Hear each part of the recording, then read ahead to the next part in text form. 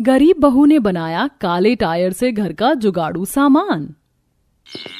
कांति रामपुर के एक छोटे से गांव में अपने परिवार के साथ रहा करती थी। कांति के ससुर और पति की पंचर की दुकान थी। गाड़ियों का पंचर बनाकर उनकी जो कमाई होती उससे ही उनका जीवन कट रहा था। एक शाम, क्या हुआ अम्मा, आप ऐसे छटपटाते हुए यहाँ से वहाँ वहाँ से यहाँ क्यों टहल रही हो? ये कमर का दर्द है ना, ऐसा लगता है किसी दिन जान ले लेगा।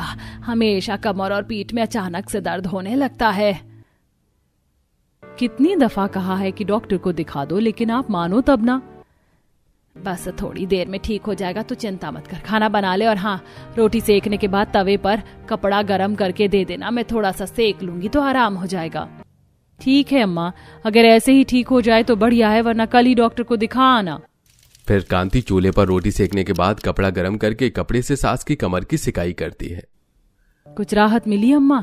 फिलहाल तो ठीक है, लेकिन कुछ देर में फिर से ये दर्द शुरू हो जाएगा। और ऐसा ही होता है। सिकाई के कुछ देर तक सुमित्रा जी को राहत रहती है और फिर से उनका कमर का दर्द बढ़ जाता है। वहीं शाम में जब दोनों बाप बेटे काम से घर आते हैं, सुनिए जी, कल ही अम्मा को गांव के सरकारी डॉक्टर के पास ले जाकर दिखा आइए। इनके कमर का दर्द दिन ब दिन बढ़ता ही जा रहा है। ठीक है। वही रात भर सुमित्रा जी कमर के दर्द से सो नहीं पाती और अगले दिन जयेश उन्हें डॉक्टर के पास ले जाता है। क्या आप जमीन पर सोती हो? हाँ जी डॉक्टर साहब, और कहाँ ही सोएंगे, घर में बेड नहीं है ना। जयेश, जमीन पर सोने के कारण माताजी को जमीन की सिट लगती है, यही उनके दर्द का कारण है। हो सके तो आप इनके गर्म बेड ला कर दीजिएगा, इससे राहत मिलेगी। और हाँ, जितनी जल्दी हो सके बेड खरीद लो एक माताजी के लिए, वरना इनके कमर का दर्द बढ़ता ही जाएगा। क्या पता परेशानी और गंभीर बीमारी बन जाए। ये सुनकर जयेश और सुमित्रा दोनों चिंता में आ जाते हैं। जयेश साइकिल पर बिठाकर अपनी माँ को घर ले आता है। डॉक्टर ने कहा है कि माँ को जमीन की सिट लगती है, जिसकी वजह से उनके कमर और पीठ में दर्द रहता है। अगर हमने उनके लिए गर्म बेल्ट और बेड नहीं लाया तो ये गंभीर बीमारी भी बन सकता है। ये तो बड़ी समस्या है। केवल गर्म बेल्ट लाने में ही 2 से 3 हजार रुपए लगेंगे और बेड बनवाने में तो 20 से 30 हजार का खर्चा, और इतनी तो हमारे महीने और साल भर की बचत नहीं है। समझ ही नहीं आ रहा कि क्या करूं। ऐसी रोजाना कांति अपनी सास को दर्द से कराते देखती है और उससे अपनी सास का कमर दर्द देखा नहीं जाता। वो सास की खूब सेवा में लगी रहती है ताकि उनकी तकलीफ कम रहे। एक दिन पूरी रात सुमित्रा जी दर्द के कारण सो नहीं पाती और ये देख कांति बहुत परेशान होती है। अभी माँ के कमर में दर्द है, इतनी दिक्कत हो रही है। बाबूजी को भी कहीं सिट ना पकड़ ले, कुछ तो जुगाड़ करना होगा। अब ये बच्चे कहाँ गए? अभी तो यहीं थे, खाने का भी समय हो रहा है। कांति बाहर बच्चों को बुलाने जाती है तो वो देखती है कि बच्चे बड़े बड़े टायर से खेल रहे हैं। बच्चों, ये टायर कहाँ से ले आए? माँ, पापा ने दिया। ये टायर खराब हो गए थे ना, तो हमने खेलने के लिए पापा से मांग लिया। देखो कितना मजा आ रहा है टायर से खेलने में। मैं तो इसका घर बनाकर इसमें ही छुप जाऊंगी, फिर भैया मुझे ढूंढ ही नहीं पाएंगे, इतने सारे बड़े बड़े गाड़ियों के टायर के बीच में। नव्या की बात सुनकर कांति कुछ सोच में पड़ जाती है। अच्छा चलो, खाना खाओ, बाद में खेलना। कांति बच्चों को घर में ले आती है और पति की दुकान पर खाना लेकर जाती है। अजी खाना खा लीजिए, बाबूजी आप भी। और सुनिए ना, आज जो बच्चों को इतने बड़े टायर दिए हैं, और टायर हैं क्या? तुम टायर का क्या करोगी? हो तो दे दो। हाँ बहू, ये देख, ये खराब पड़े हुए हैं, लेते जा जो चाहिए। फिर बहू दुकान के पास ही पड़े एक खराब ठेले पर सारे टायर रखकर घर ले आती है। बहू ये क्या है? तुम इनका क्या करोगी? इतने सारे टायर हैं। आपके लिए बेड तैयार करूंगी माँ जी। टायर से कैसे बेड बनेगा? हम जब छोटे थे तो स्कूल में बेस्ट आउट ऑफ वेस्ट सिखाया जाता था और मैं इसमें काफी माहिर थी, लेकिन अब शादी के बाद पति बच्चे और गृहस्थी में लगने के कारण कभी इन सब जुगाड़ का ध्यान ही नहीं आया। अब देखो कैसे मैं आपके लिए इससे बेड तैयार करती हूँ, फिर आपके कमर और पीठ दर्द की परेशानी हमेशा के लिए खत्म हो जाएगी। जिसके बाद कांति सारे टायर को जमीन पर एक दूसरे से चिपकाकर डबल करके रखती है और उन्हें आपस में बांधकर जोड़कर बेड तैयार करती है और टायर के सारे ट्यूब निकालकर उन्हें काट कर आपस में जोड़कर उसके ऊपर का गद्दा तैयार करती है। माँ जी ये देखिए मैंने आपके लिए क्या बनाया है। अरे वाह मम्मी, ये तो काफी सॉफ्ट है। इस पे उछलने में कितना मजा आ रहा है। हाँ मम्मी, सच में इस पे तो उछलने में बहुत मजा आ रहा है, जैसे स्पॉन्ज हो। अच्छा अब हटो यहाँ से और दादी को लेटने दो। दादी की तबीयत ठीक नहीं रहती है ना, और जमीन पर बैठने और सोने से और तबीयत खराब होती है। माँ जी आप इस पे लेट जाइए अब। सुमित्रा जी बेड पर लेटकर देखती हैं। बहू ये तो वाकई काफी आरामदायक है। इस पे लेटने में तो बाजार वाले बेड और गद्दे से ज्यादा आराम मिल रहा है। लग ही नहीं रहा है कि तूने अपने जुगाड़ से तैयार किया है। शुक्रिया माँ जी, अब आप और बाबूजी इसी पर लेटना। मम्मी अब हम भी दादी दादू के पास इसी बेड पर सोएंगे। नहीं बेटा, अगर तुम भी उस पे सोओगे तो दादी दादू को जगह ही नहीं मिलेगी और फिर बहुत ज्यादा कंजेस्टेड हो जाएगा। आप हमारे साथ ही सोना। वहीं शाम में जब जीवन और जयेश भी जी घर आते हैं, बहू का बनाया टायर का जुगाड़ू बेड देखकर बहुत खुश होते हैं। तुमने तो कमाल ही कर दिया भाग्यवान, कोई सोच ही नहीं सकता कि टायर का भी बेड बनाया जा सकता है। मानना पड़ेगा तुम्हारी जुगाड़ को। यह तो बड़ा आरामदायक है। क्यों भाग्यवान, मजा आ रहा है ना नए बेड पर सोने में? आप तो और हो, जब देखो तब फिर की लेते हो। दर्द हो रहा है वो नहीं देखते। माँ जी चिंता ना करो, अब जल्दी ही आपकी परेशानी दूर हो जाएगी। फिर सभी खाना खाते हैं और कांति सबके लिए जमीन पर बिस्तर लगाती है। मम्मी मैं जमीन पर नहीं सोऊंगी, मैं तो दादी और दादू के पास ही सोऊंगी बेड पर। मम्मी मैं भी दादू के पास ही सोऊंगा, जमीन पर नहीं, बेड पर ज्यादा आराम मिलता है। बेटा दादी को कमर की प्रॉब्लम है ना, आप साथ सोगे तो परेशानी होगी। बेड इतना बड़ा नहीं है कि 4 लोग आराम से सो सके। आप हमारे पास सो जाओ, बदले में जो बोलोगे मैं वो कर दूंगी। पक्का? पक्का, अब सो जाओ। फिर सभी सो जाते हैं। वहीं अगले दिन जब छोटू और नव्या स्कूल से वापस आ रहे होते हैं तो बड़े घरों के गार्डन में बच्चे और बड़ों को झूला झूलते हुए देखते हैं। काश हमारे घर में भी झूला होता तो हम भी ऐसे ही झूलते ना भैया। लेकिन हम इतने अमीर कहाँ हैं जो इतना बड़ा झूला आएगा। मैं तो मम्मा से अब झूला ही मांगूंगी बेड पर सोने के बदले में। मम्मा ने कहा था जो बोलोगे वो करूंगी। फिर दोनों बच्चे घर आते हैं और कांति से झूले की जिद करने लगते हैं। मम्मा झूला चाहिए झूलने के लिए। मैंने वहाँ बड़े वाले घर में देखा था लोग कैसे झूल रहे थे। मम्मी आपने कहा था कि जो बोलेंगे वो करोगी, अब हमें झूला ला कर दो। बेटा झूला बहुत महंगा आता है और हमारे पास इतने पैसे नहीं है, ऐसे जिद मत करो। दोनों बच्चे माँ के ना करने पर रोते हुए सो जाते हैं और जब जयेश घर आता है तो कांति उसे सारी बात बताती है। हमारी तो इतनी भी हैसियत नहीं है कि पहली बार बच्चों ने कुछ मांगा और हम उन्हें वो दिला सके। ऐसी छोटी चीजों के लिए कौन परेशान होता है। हमारे समय में ऐसे बड़े और मॉडर्न झूले नहीं हुआ करते थे, लेकिन हमने तुमसे ज्यादा झूला झूला है। मुझे तो आज भी याद है आप कितनी तेज झुलाया करते थे और मैं घबराती थी। तब इतने मॉडर्न झूले नहीं हुआ करते थे, तो कैसे माँ जी जब। अरे मेरी जुगाड़ बहू, हम पेड़ पर रस्सी डालकर लकड़ी की पटरी लगाकर झूला करते थे। हाँ, आज के समय में तो कोई ऐसे झूलेगा ही नहीं क्योंकि पटरी टूटती है। तभी कांति को आइडिया आता है। माँ जी आपने बहुत बढ़िया आइडिया दिया।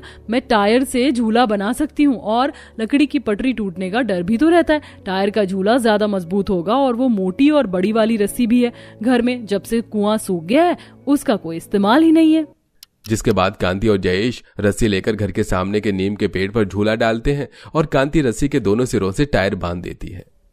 लो हो गया टायर झूला तैयार। जयेश जी आप इस पे बैठकर देखो, मजबूत तो है। मैं तो नहीं बैठूंगी, डर लगता है गिर गई तो। मतलब मुझे गिराने का प्लान है? हाँ। फिर जयेश झूले पर बैठता है जो कि बहुत ज्यादा मजबूत होता है। जिसके बाद दोनों पति पत्नी बच्चों को बाहर ले आते हैं और काव्या और छोटू टायर से बना झूला देखकर बहुत खुश होते हैं। माँ ये झूला तो झूले से भी ज्यादा अच्छा है। भैया और तेज झूलाओ, इस पे तो बहुत मजा आ रहा है। हाँ तू झूल ले फिर मैं झूलूंगा। दोनों बच्चे झूला पकड़कर बहुत खुश थे और आपस में बात करते हुए झूला झूलने लगते हैं। तभी छोटू का दोस्त मोनू वहां आता है। तेरा झूला तो बहुत बढ़िया है छोटू, कहाँ से लाया? लाया नहीं, मेरी मम्मी ने बनाया है। मेरी मम्मी तो बहुत जुगाड़ है। दादी का बैक पेन होता था ना तो मम्मी ने टायर से ही दादी के लिए बेड बनाया और हमारे खेलने के लिए झूला। मैं अभी खेलूं साथ? ठीक है। फिर तीनों बच्चे साथ में खेलने लगते हैं। वहीं शाम में मम्मी वो छोटू की मम्मी ने ना टायर से झूला बनाया। छोटू बता रहा था कि बेड भी बनाया है। उसकी मम्मा तो बड़ी होशियार और टैलेंटेड है। तो तेरी मम्मा क्या कम है मोनू? मैं भी तो टैलेंटेड हूँ। तूने अभी अपनी मम्मी का टैलेंट देखा कहाँ है? वहीं अगले दिन कांति की पड़ोसन सुजाता उसके घर आती है। आओ बहन अंदर आओ, बताओ कैसे आना हुआ। बस मोनू बता रहा था तुम्हारे जुगाड़ू झूले के बारे में, तो सोचा तुमसे मिलाती हूँ। बहुत दिन हो गए मिले हुए भी। बैठो कुछ चाय पानी लेकर आती हूँ। वो सब तो ठीक है लेकिन बैठो कहाँ? ये जमीन में? माफ करना कांति, लेकिन मैं जमीन से जुड़ी भले ही हूँ लेकिन जमीन में बैठने की आदत नहीं। और देखो ना तुम्हारा घर भी कितना बिखरा हुआ है। सुजाता की बात कांति को कांटे की तरह चुभ जाती है। न चाहते हुए भी उसे ऐसा लगता है कि कांति ने उसे काफी नीचा महसूस कराया है और अब पति के आते ही सुजाता रोते हुए फूट पड़ती है। आज 15 साल हो गए हमारी शादी को। 15 सालों से आपने एक कुर्सी भी नहीं खरीदी होगी। आज 15 साल बाद तुम कुर्सी के लिए लड़ रही हो? आज तक तो कभी नहीं कहा। कहने की जरूरत भी तो नहीं पड़ी। वो पड़ोसन सुजाता आई थी, आज नीचा दिखाकर गई है। जमीन पर बैठने की आदत नहीं है। भले ही जमीन से जुड़ी हूँ, ऊपर से घर की बदनामी की सो अलग। तुम्हारे घर में कितना कबाड़ा फैला रहता है। अब बताओ कहाँ रखूं ये कपड़े और घर का सारा सामान? एक अलमारी भी तो नहीं है घर में। वैसे तो बड़ी मिसेस DIY बनी घूमती हो। अब करो जुगाड़, वरना ऐसे ही रहो। तुम्हें तो पता है कि मेरी आमदनी कितनी कम है। दिन का 150 रुपए मुश्किल से कमा लूं, यही बहुत है। बस पंचर से कहाँ अलमारी और कुर्सी आएंगी, बताओ। ठीक है, वो पंचर वाले टायर ही लाकर दे देना, देख लूंगी जो करना है। जयेश कांति पर हंसने लगता है कि गुस्से होकर भी उसके दिमाग में कोई जुगाड़ चल रहा होता है। अगले दिन जयेश 5-6 खराब टायर घर पर पहुंचा देता है। लो, अब गुस्सा थूक दो और ले आया टायर। कांति टायर देखकर थोड़ी खुश हो जाती है। जल्दी जल्दी घर का सारा काम निपटाकर टायर के तोड़ जोड़ में लग जाती है। कांति लोहे की रॉड को थोड़ा गर्म करके टायर के चारों तरफ रोड़ने लगा देती है, जिससे एक बढ़िया सी टेबल बनकर तैयार हो जाती है। अरे वाह बहू, ये तो बढ़िया टेबल बनकर तैयार हो गई। अब इस पे किसी को भी खाना पानी दे सकते हो, चिंता ही नहीं। लेकिन बहू कुर्सी? बस माँ जी वही बना रही हूँ अब। फिर कांति टायर को आधा काट कर दूसरे टायर के ऊपर खड़ा करके लगाती है और उसके नीचे लोहे की रॉड लगाती है और बढ़िया से 4 कुर्सी बनाकर टेबल के चारों तरफ सजा देती है। मामा, ये तो बहुत बढ़िया टेबल कुर्सी बनकर तैयार हुआ है। वाकई इस पे तो बैठकर मैं टेबल पर बुक रखकर पढ़ाई भी कर सकता हूँ और खाना भी कर सकता हूँ। खाना और पढ़ाई हो गई, अब बाहर जाकर झूलाओ तुम दोनों। तब तक मैं रात के खाने की तैयारी कर लेती हूँ। फिर कांति रात का खाना बनाने लगती है और जब जयेश और जीवन जी घर आते हैं तो एक बार फिर बहू के जुगाड़ से इम्प्रेस हो जाते हैं। बहू, ये टेबल कुर्सी तो बाजार की टेबल कुर्सी से भी बढ़िया है और मजबूत भी। बाबूजी पानी पीजिए, मैं खाना लगाती हूँ। उस दिन सभी टेबल कुर्सी पर बैठकर मजे से खाना खाते हैं। वहीं अगले दिन, अजी अगर दुकान पर और टायर आएंगे तो लेते आइएगा। ठीक है। वहीं कुछ दिनों बाद, बहू ये क्या सारा दिन ये घर में कपड़े बिस्तर सब ऐसे ही फैले रहते हैं। माँ जी मैं भी इस चीज से बहुत परेशान हो गई हूँ, लेकिन क्या ही करूँ। अब छोटू के पापा को कहा है कि टायर रहेंगे तो लेते आइएगा, उसी से कुछ जुगाड़ लगाकर बढ़िया सा बना दूंगी, तभी सब कुछ समिट जाएगा। वहीं कुछ दिनों बाद जब फिर से जयेश की दुकान पर कुछ टायर इकट्ठा हो जाते हैं तो वो उसे घर लाकर दे देता है और कांति टायरों को काटकर उसे हल्का पिघलाकर जोड़ जोड़कर उससे बढ़िया सी अलमारी तैयार करती है और अंदर टायर से भी कंपार्टमेंट भी बनाती है ताकि कपड़े और बिस्तर अच्छे से रख सके। बढ़िया, ये अलमारी तो बनकर तैयार हो गई बिना किसी इन्वेस्टमेंट के। अब जल्दी से सारे कपड़े और बिस्तर समेट कर इसमें रख देती हूँ और घर भी व्यवस्थित लगेगा। फिर कांति जल्दी जल्दी सारे कपड़े और बिस्तर अलमारी में सजा देती है। बहू ये अलमारी में सारे कपड़े और बिस्तर रखने के बाद तो हमारे घर में ढेर सारी जगह हो गई है। ऐसा लग ही नहीं रहा कि यह हमारा घर है। वहीं शाम में जब जयेश घर आता है, बाबूजी हम किसी और घर में तो नहीं आ गए? अरे नहीं बुद्धू, ये तो हमारा ही घर है। आपने जो टायर लाकर दिए थे इस बार मैंने उससे अलमारी बनाई है और उसी में सारा सामान सजा दिया और घर एकदम व्यवस्थित हो गया। हम सब बड़े भाग्य के धनी हैं कि हमें कांति जैसी बहू मिली। घर को संभाल कर और अपने जुगाड़ से व्यवस्थित कर दिया है। जब से बहू ने जुगाड़ लगाना शुरू किया है तब से तो लाख रुपया का काम तो फ्री में ही हो गया। सच कहा जी आपने। ऐसे ही दिन बीत रहे थे। कांति आए दिन कुछ न कुछ जुगाड़ लगाती ही रहती थी। फिर एक दिन सुजाता घर आती है। आओ सुजाता बहन, आज तो मेरे घर से तुम ऐसे ही नहीं जाओगी।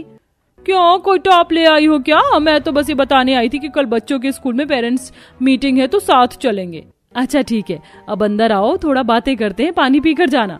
ठीक है। सुजाता जैसे ही अंदर आती है, आज तो घर का नक्शा ही बदला हुआ था। ये कुर्सी टेबल ये टायर से बना हुआ है? हाँ टायर से बना है, मैंने बनाया है। लास्ट टाइम तुम बिना पानी पिए ही चली गई थी और मेरे घर में कोई भी आता तो बैठने उठने की जगह ही नहीं होती थी, इसीलिए फिर मैंने टायर से ही कुर्सी टेबल और ये अलमारी भी तैयार की है। तुम तो वाकई काफी जुगाड़ और टैलेंटेड हो कांति। माफ करना कि मैंने उस दिन तुम्हें ऐसे बेइज्जत कर दिया, लेकिन ये वाकई काफी मजबूत और सुंदर है। शुक्रिया सुजाता बहन। शुक्रिया से काम नहीं चलेगा, आज तो चाय पिलानी पड़ेगी। हाँ हाँ जरूर, क्यों नहीं। फिर कांति सुजाता के लिए चाय बनाती है और दोनों घंटों तक बातें करती हैं। चलो बहन अब जाती हूँ, मोनू सोकर उठ गया होगा, काफी देर हो गई आज। सुजाता के जाते ही, आज देखा आपने, आज इस सुजाता का बर्ताव कितना बदला हुआ था। सो तो है बहू, और ये सब तेरी वजह से ही संभव हो पाया, वरना ये पड़ोसन तो ढंग से बात भी नहीं करती थी। और देख, अब तो मेरी कमर का दर्द भी छुमंतर हो गया, बिल्कुल भी दर्द नहीं है। जब से ये बेड पर सोने लगी हूँ बहुत आराम है। शुक्रिया माँ जी। माँ देखो ना, ये गर्मी की वजह से कितने रैशेज हो रहे, बहुत खुजली हो रही है। अरे ये तो बहुत ज्यादा रैशेज हो गए गर्मी से। हाँ, मेरे भी पीठ और हाथ पर ऐसे हो गया, और हमारे पंखे से भी तो हवा एकदम स्लो आती है, और कितनी गर्म हवा भी देता है पंखा।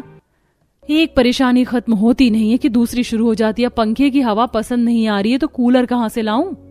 कांति एक बार फिर चिंता में आ जाती है। वहीं एक दिन जब कांति बाजार से सब्जियां लेकर लौट रही होती है तो उसे कबाड़ में एक कूलर दिखता है जिसपे पूरी तरह जंग लग गया होता है। भैया, ये कूलर चलता है क्या? अरे कूलर तो कबाड़ हो गया है दीदी, लेकिन हाँ, इसके अंदर की मोटर अभी भी चालू है। कूलर का मोटर चालू है मतलब थोड़े से मरम्मत और नई बॉडी की जरूरत है बस। भैया, कितने में दोगे कूलर? इस कबाड़ का क्या करोगी दीदी, एकदम बेकार है। अब चाहिए ही तो 200 रुपए दे दो, लेते जाओ। कांति 200 रुपए देकर कबाड़ी से कूलर घर ले आती है और फिर टायरों को जोड़कर कूलर की नई बॉडी तैयार करती है।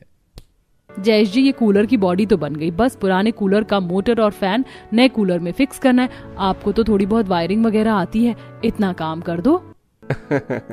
हाँ, लेकिन कूलर की हवा पहले मैं ही लूंगा। हाँ ठीक है, लेकिन करो इसे। फिर जयेश टायर से बने कूलर में फैन और मोटर फिक्स करके उसमें वायर जोड़कर उसे चालू कर देता है। कितनी बढ़िया हवा है इसकी, एकदम ठंडी ठंडी। मुझे बहू नहीं, जादूगरनी मिली है, एकदम जुगाड़ू। इस कूलर से तो वाकई बहुत ठंडी हवा आ रही है। कूलर की हवा में कुछ ही समय में पूरा घर एकदम ठंडा हो जाता है और अब सभी रात में चैन की नींद सोते हैं। वहीं बच्चों के रैशेस भी धीरे धीरे ठीक हो जाते हैं। ऐसे ही कांति अब आए दिन अपने जुगाड़ से कुछ न कुछ बढ़िया बनाती और कम पैसों में अपनी गृहस्थी चलाने लगती है। मम्मा, आप तो इतनी जुगाड़ू, आपका नाम जुगाड़ू मम्मा रख दे। चुटकी, बहुत बोलने लगी है तू। चुपचाप अपना होमवर्क करो, मैं थोड़ी सी कूलर की हवा खा लेती हूँ। गाइस, आपको मेरे जुगाड़ कैसे लगे कमेंट में जरूर बताइएगा। और हाँ, वीडियो पसंद आई हो तो वीडियो को लाइक करके अपनी जुगाड़ू दोस्त या फैमिली मेंबर के साथ जरूर शेयर करें।